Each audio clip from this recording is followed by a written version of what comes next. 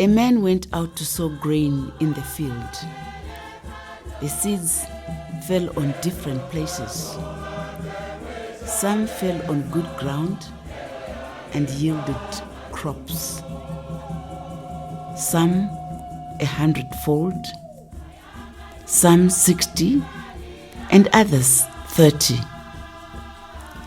This is the story of a man who came from Europe to sow different types of seeds in the Catholic Diocese of Hwange.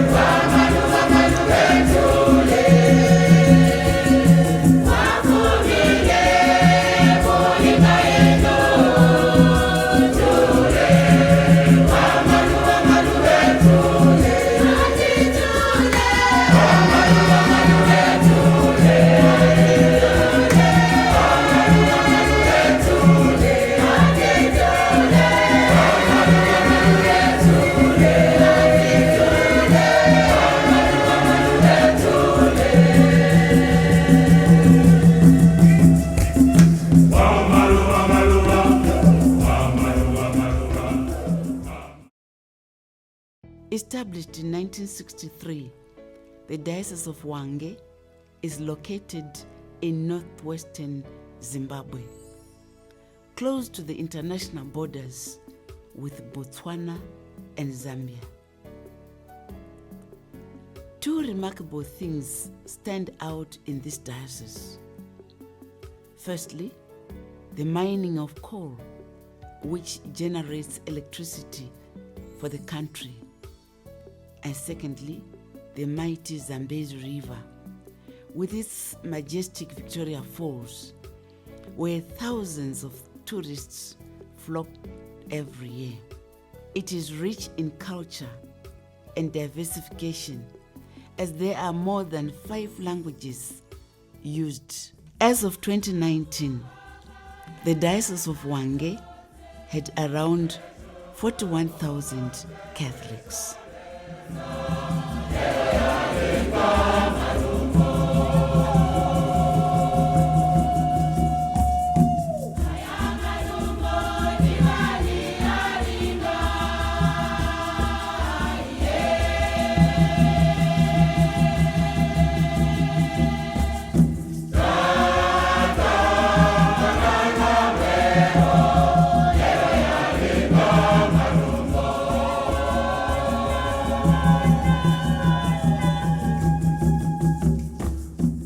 On the eastern part of the diocese, there lies a place called St. John's Makwa Mission. Before the year 2000, this mission was little known and was underdeveloped. But now, it is widely known and a lot of development has and is taking place there. So what happened after the turn of the millennium? Who came? Who did what? And for what purpose? So how did Father Tim end up being a priest in Hwange Diocese? My name is Father Tim Peacock. As you might guess, I'm a priest. I'm a Catholic priest. I'm a diocesan Catholic priest. I'm from England originally. I was born there, grew up there, and eventually after working in various places and gaining a degree in mechanical engineering, I decided one morning I want to be a priest. And so I applied to be a priest. So I got ordained a deacon. This was now March of 1983. I was ordained by the local Archbishop of Thurles in Ireland, in the seminary chapel.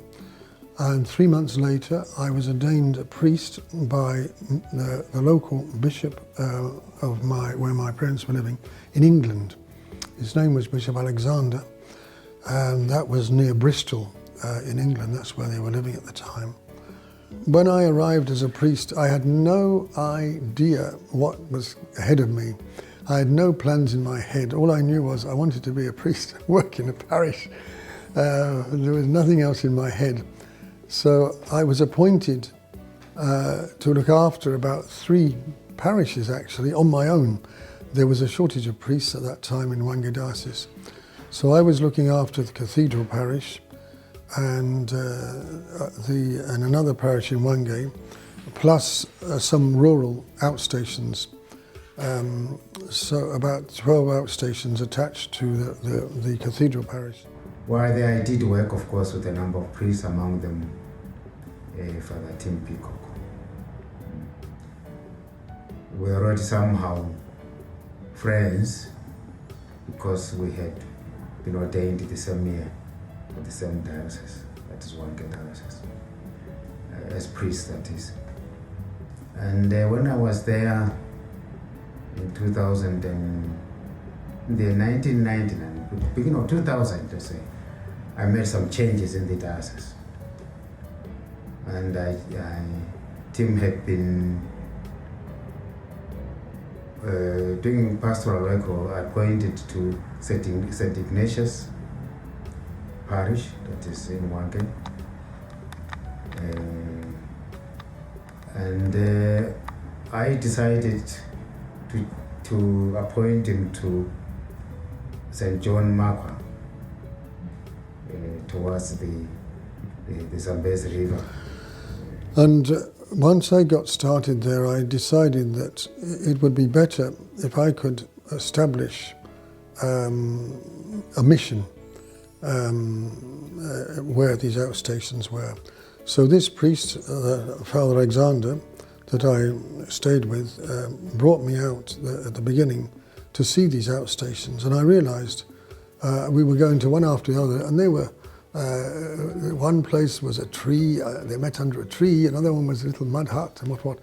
And I said, but where's the central place, you know? And he brought me here, and he said, this is where we meet. I said, but where's the building? No, there's no building. Where's the land? There's no land. This place, Makwa, is about 40 kilometres from Hwange town centre. And at that time it had really no name, because they were just, it was like an orphanage of outstations. No one took any particular interest in it because there was no mission here. So the priests were just rushing out, saying mass somewhere and then rushing back to town. So I decided I would settle, at least 1 week of the month, I would actually settle here. So I bought a tent, a second-hand tent, and I went and camped down by the river there, where there was some chalets, and applied for land. And we got this piece of land here, where the mission is now, and I started building a church. And the first church was blessed in 1988 by Bishop Ignatius. And from then on, I started applying for funds. My parents were helping me, and my father, should I say, was helping me quite a lot at the time, because he was a successful businessman. So he helped us to find funds to build this church. And I never looked back. I began to build more and more churches. And eventually, by the year 2000, the bishop declared that this was a mission.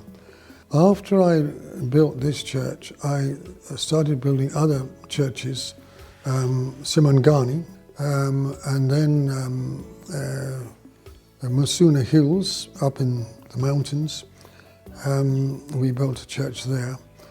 And then one by one I began establishing churches at the other centres. There were 12 outstations at the beginning. When I arrived, I opened a few more. We've now got 23 outstations. And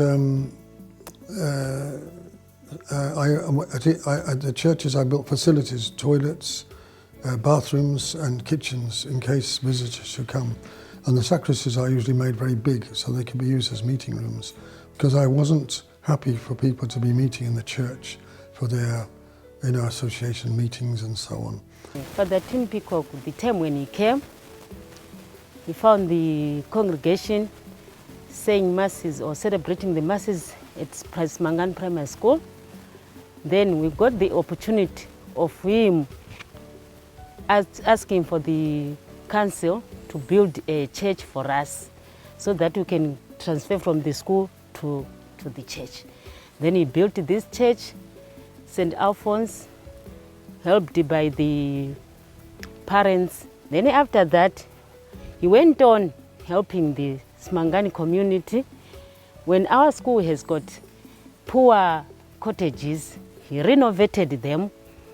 Then after that, the school was having only 2 blocks, of which he built 1 block, and the office, there was no office. Then he built 1 block in the office.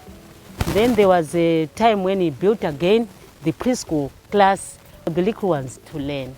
We've got 23 outstation centers, which are around the mission. But the team came, maybe it was 1985. Yes, so he made so many developments. As I've said, that school, especially churches, 23 centers, then and schools, so, and helping some of the centers where there is no water. We are very lucky to have Father Tim as our parish priest. Since he came here, there's a big development here. This church was very small, people were more. He extended the church, he built the priest house. There was a very small priest house. He has been an inspiration to many of our priests who have developed that love for the church and who seem to be prepared to give everything to the church, to give of themselves, their talents, and that is a special gift because it doesn't end with him. You can see that there are some who are already beginning to take after him, and I think that would be a very important way of perpetuating the good work that he's doing in the diocese. Personally, I feel blessed to come into this diocese and to find people like Father Tim. He's not the only one. This diocese is blessed, I can assure you. There are so many gurus here whose dedication is amazing among the priests of this diocese. They are so dedicated, and Father Tim is obviously one of them, and so I feel blessed. I know that I'm not alone, and I know that I can say Father Tim will take care of that area. I can relax and say, I know that there is Father Tim, I know that there is Father Sorenso, I know that there is Father Sorenso.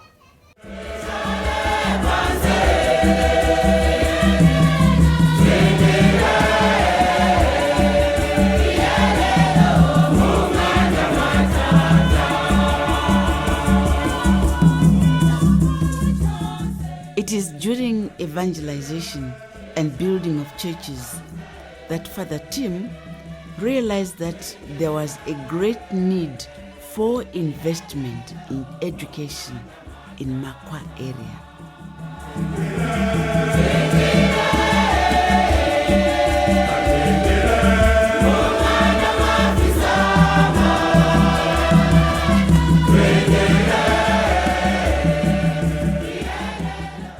At the beginning, I was on the building side. I was concerned with building churches, and there was a time when Father Alexander wanted to retire, and he had been given some money to build a school. So he came to me and he said, "Would you be interested to also build schools?" He said, "Because you know they were very short of schools around here." I said, "Okay, no problem." So we handed the money over, and that's how I started building schools. And in fact, most of the buildings I'm doing now are schools, primary schools and secondary schools. We've been working with Father Tim since 2014 when we opened the school.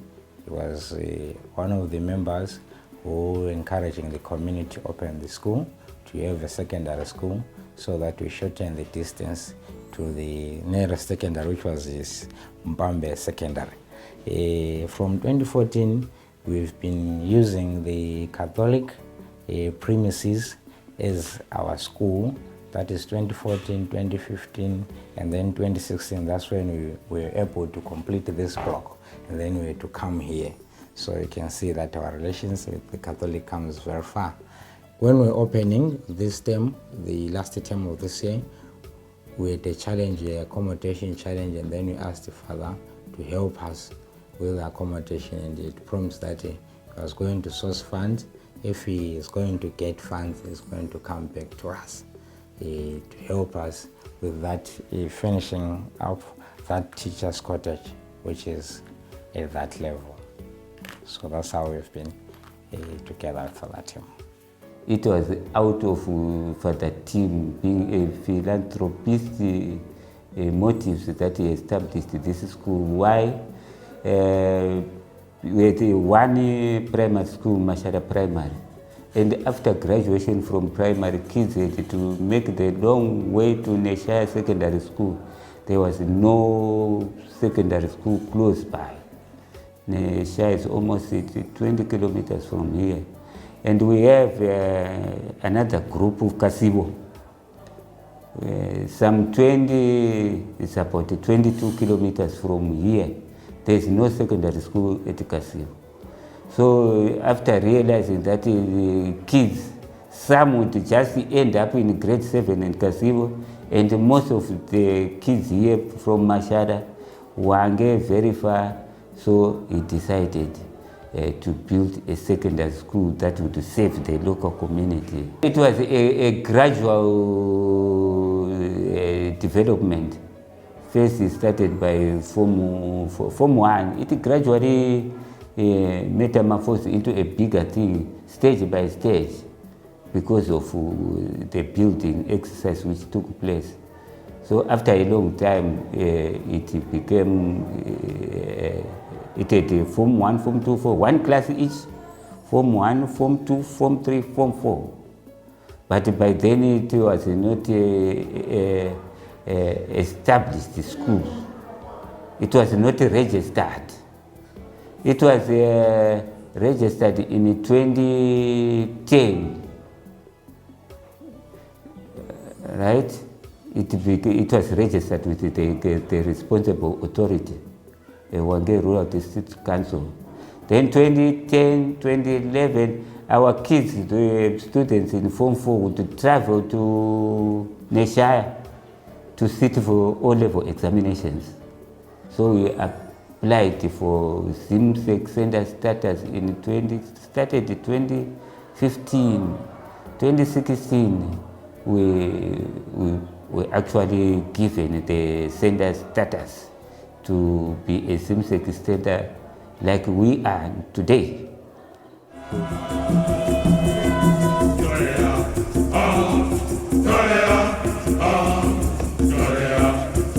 So, how did Father Tim establish these schools?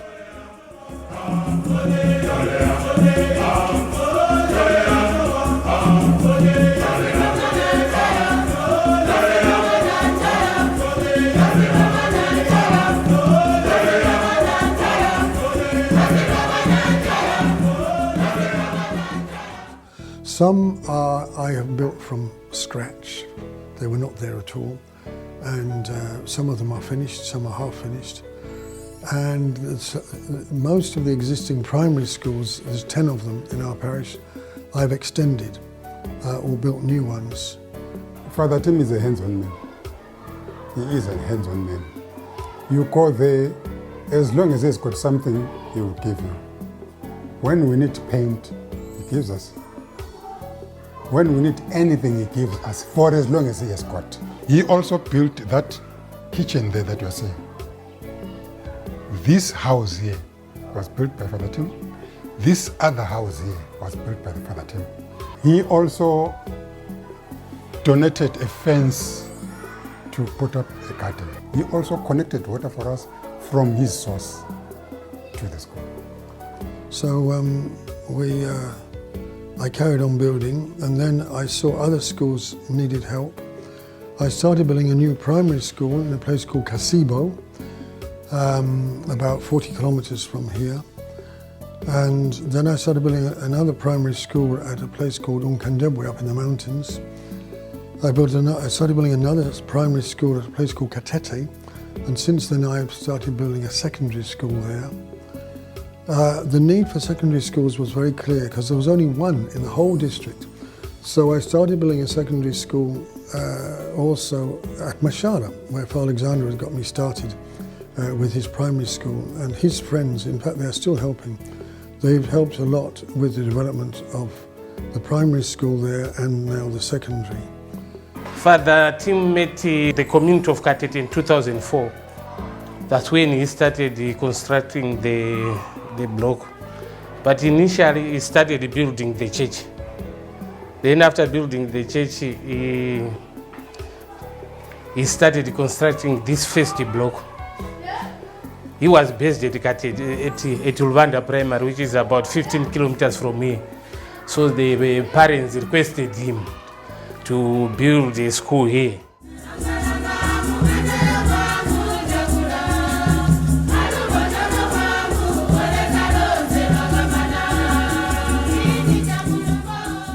Since the district had one secondary school, learners would travel more than 20 kilometers to come to a school every day.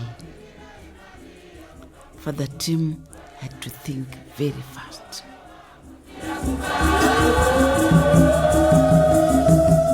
Soon after the local secondary school was built, which is called Neshaya, which is only about 1.5 k's from here, I just can't remember how it came about, but it was agreed with the headmaster at the time that I offered to build hostels because, you know, it was the only secondary school in the whole district, and I've got about a 40-kilometre radius. So, you know, to walk 40 kilometres to school with one secondary school was just impossible. So they were allowing some of the students to sleep in the classrooms, but it wasn't satisfactory because the boys were sleeping in one classroom, the girls in another, and the windows have got no burglar bars, so there was no security for the girls. It was very unsatisfactory, and of course they were sleeping on dirty floors and things. Learners were staying in the bush. They would build their homesteads there, and they were vulnerable. So that did not sit down with him well when he just came to open this missionary here. So he made it his life vocation that he builds hostels for learners who would come from as far as Nkandebwe, Katete and so forth. They would not manage to walk every day. They would have to make makeshift home around the school. So first he built hostels here, girls hostels and the boys hostel. From there, he went on to extend the hostels to having a larger carrying capacity. So our carrying capacity increased. We saw even the pass rate starting to increase. We could now attract learners from as far as Victoria Falls,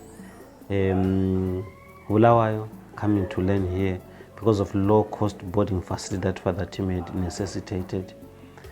Furthermore, he built a classroom block in his push for the school to have A-level status. We started to take in a few girls here and a few boys, and gradually that number grew and grew and grew, and last year we added about another 10. So we've now got over 25 girls and about 5 boys that we look after at the mission during the school time. They are obviously, we pick them. They're obviously girls from our church or their catechumens, and we usually pick the girls that are more active in the church, so that we don't have any challenge with them. They come for mass and they come for confession and so on. So that's how we've ended up with these girls. 1 or 2 of them have become sisters. 1 or 2 boys have gone off to be priests. One has been a priest now for 12 years.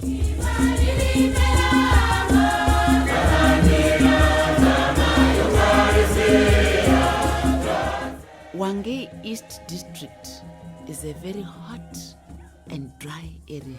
Water for human consumption and for agricultural purposes is a perennial challenge to the people of Makwa. And more recently, I've got involved with building dams, because that's another need I've seen in the local area, apart from the lack of schools. And I saw a need for water. Water has been a big problem here. Yeah, before Father Tim constructed the dam, the community were getting their water from Gwai River, which is 20 kilometers to and fro. That's where they were getting their water and their animals. At the moment we're building 2 or 3. There's one fairly big one we're building in a place called Rubanda. Well, and the reason we're building this dam, same as others, is the lack of water availability in the district. This particular place has been suffering from lack of water for many, many years, and yet the population is very large because there's good farming here. And by the time we reach, especially October, November, December, there really is a very big crisis of water availability. And the people, up until then, are getting water from wells they dig in the main stream. But that stream goes dry, and it is dry now. We're now in December. So they have to walk about 9 kilometers from here to fetch water. And of course, the limit they can carry, most people, is about 15 litres. So you imagine walking 2 hours to fetch 15 litres, 2 hours back. That is what people are doing every day. There's a big dam that has been built just barely there, about maybe 6 kilometers. And that dam is about more than 10 meters high. The dam wall itself, it's more than 10 meters. As we were complaining, these sources of water, sometimes they dry up. So maybe you might need something a bit bigger, because we want to introduce agriculture in this station, because our peoples are only learning agriculture theory without practice. So Father decided to build a dam. His intention was to make it as big such that the water can even be accessed just here. Of course, it's not happening the way he intended, but it's too close. Here we are at Dundu Dam. This dam, which you can, if we swing round, you'll see, is a fairly big dam. It's 8 steps high. This dam is situated in Unkandebwe Hills. I've built several dams up here. We've just seen earlier Malondo Dam. This one was originally built about 10 years ago, but then we decided, since it was always spilling, we would raise it. We raised it up to this level about 5 years ago. So it's done us very well. So it's rather like a huge tub. It doesn't extend very far, but when it's full, there's a huge amount of water in it. We've got 3 or 4 little streams running into it. But as you might guess, looking at the terrain, we're very far from many villages, and it's very heavily wooded. That means there's no siltation whatsoever in this dam. You can even see where the levels have gone down. There's no sign of any sand or siltation. In fact, what's happening, you can see the grass is growing. So we are very blessed here. That means hopefully this dam will last for many, many, many years. I don't know when, if it will ever silt up, but that is the challenge with so many dams that are built, that they gradually silt up until they're eventually of no use. So this is Dundu Dam in the Makwa area. We normally fence the main dam so that the big animal, the cows, the beasts, they cannot reach because they pollute the water. They go and walk inside and pollute the water. So we don't mind the smaller animals getting in, like the goats and so on. But what if we can't fence it, if it's too big, or some of them are far too big to fence, we do a smaller dam lower downstream to catch water there, and then we fence that off. That's for to get the clean water for the human beings so that they can have clean water for cooking and whatever. So the animals use them a lot, but also they have vegetable gardens nearby. So you'll find at all these dams, or most of them, they've established vegetable gardens to try and improve their balance of diet, because that was something I saw that was very poor. The balance of diet was very poor for most of the people because they didn't have vegetables or fruits. That's one reason I'm trying to establish this garden here, this vegetable garden, so that we can give food out to some of these people, especially the more elderly people who are perhaps widows or widowers. They might be living on their own, so they don't have fresh vegetables and so on.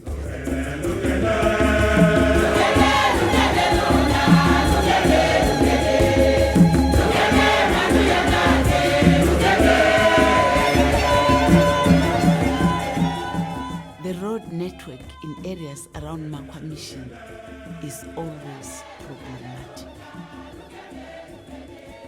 For Father Tim to reach all those outstations, schools and clinics or dams, good roads are a priority.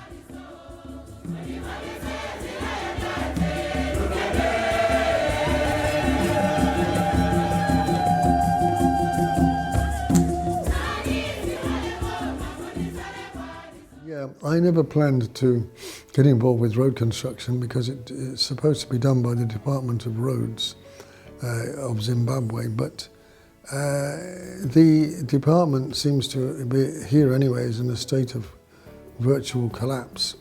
We've had our roads in the other side here, which are not tarred, have been graded, from my memory, since 1985, which is, 36 years. They've been graded twice in 36 years. It's more than 10 years now since they were graded, so you can imagine how bad the roads have got. There's just no maintenance at all. And there's one bridge in particular, two bridges in particular, about halfway to Hwange, in a place called Mwemba, that have really caused a lot of hold-ups for people trying to reach this side. Especially when there's a big rain, the surface of the bridge is washed away and there's huge potholes left, and the water is very wild and much too deep even for a big truck to cross. So I made a plan of redesigning the bridge to make it into a large causeway, to make it into what effectively will be a dam, in fact. So they agreed. I decided in the end to do it myself. ZESA were promising to do it, but they pulled out. And the roads department were promising every year to do it, and they pulled out. So we're doing it ourselves, and we estimate we'll need 200 to 300 pockets of cement to finish the job. They started pouring concrete. So it's just a one-off thing, really. I'm not planning to take over the roads department, far from it. But we are repairing the road. In fact, we're repairing potholes in this area. When we get time, we've got a spare builder, we go up and we fill up the potholes.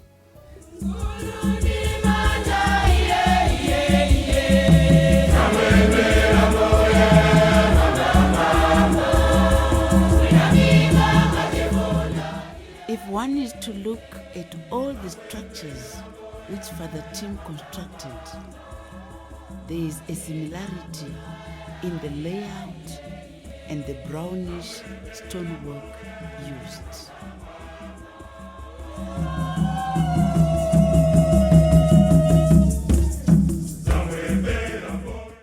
The use of stone started really by accident. It starts in Hwange.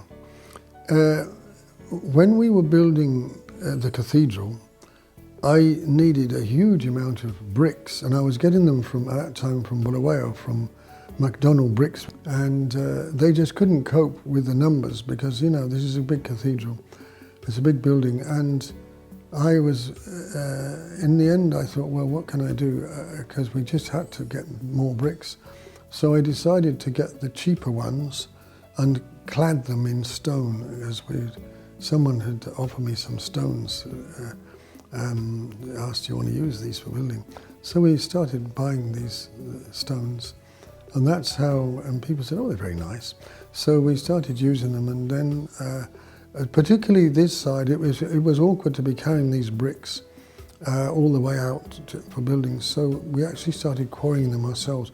This area is a sort of hard sandstone area. A lot of places are suitable for quarrying, and over the years we've quarried stones from many places. Quite often we go to an outstation to build a church, and we just start digging this local stone, and we build the church with the stone. So that's, and of course I prefer that because you don't have to plaster them or paint them on the outside, which I prefer not to plaster to save maintenance costs. How does Father Tim balance pastoral work and developmental work? I've tried always to focus on keeping God first, in my life and my prayer life and so on. I try. I don't say I succeed, but I do try to keep a balance, between the spiritual side of life and the practical side of life. But at the same time, I try to use it as a tool for our evangelization, so that it's not just a question of development. I don't see myself as a development officer or a social welfare officer. To me, that's not how it should be as a priest. So that's me. Makwa Mission is also at the heart of Father Tim. His parents' remains are buried at the mission as a sign of gratitude to them for the contribution they did to Makwa Mission. These are two memorials of my own parents here at St. John's Mission in Makwa. My father was the first one to die as you see here, on the 27th of March 2000. He was born on the 14th of December 1920, so he was 79 years old when he died. And he was cremated, and after cremation each one of us children were offered a little urn of ashes, so I chose to come here and place this here. Partly because he has been, as it's written here, he was a great benefactor in the early days of establishing the mission and some of the outstations here. He helped quite a bit to build this actual mission church, and right until he died he was helping, being very helpful here. Even as far back as being at the seminary, he was helping me to go through seminary life. And then my dear mother, they were together for about 53 years, and in fact he died even in the bedroom with my mother still together after 53 years. My mother, Irene Patricia Peacock, she was born on the 17th of September 1923 and died on the 10th of September 2006. So she was 72 years old, 82 years old when she died. She was almost 83. So she was someone I remember especially as a great wife, a loving wife, and also she had a great love for us children. We are 5 children, so when she died 5 years later, I decided also to put the urn here in memory of my parents. So that's the story of this. Makwa Mission is privileged indeed and blessed to have a person like Father Tim. The community is also grateful for the sacrifices he has done for the area, and they wish if he could live forever and ever. As I had already predicted, that area had a lot of potential, and with his presence there and his interaction with the people, the community started growing quite a lot. The communities there of Makwa, St. John Makwa. So much so that I think I can safely say that in terms of the Christianity, Catholicism in that area, I think Catholic Church becomes the biggest church in the area. Thanks to the untiring kind of dedication of Father Tim Peacock. Maybe it was the hand of God that led you to Hwange Diocese, because he knew that you were needed there. And they proved that really you have answered to that call and you have done your best. And I would say keep it up, and I hope don't get tired. You're no longer young, but I think you still find joy in your ministry. And I think that's what keeps you going, from what I know about you. As the sun rose, the people of Makwa started to enjoy the warmth of the developmental projects which Father Tim did. Churches, schools, dams, roads, social services, just to name but a few. And the community of Makwa and Hwange district will forever be grateful for the gift of Father Tim.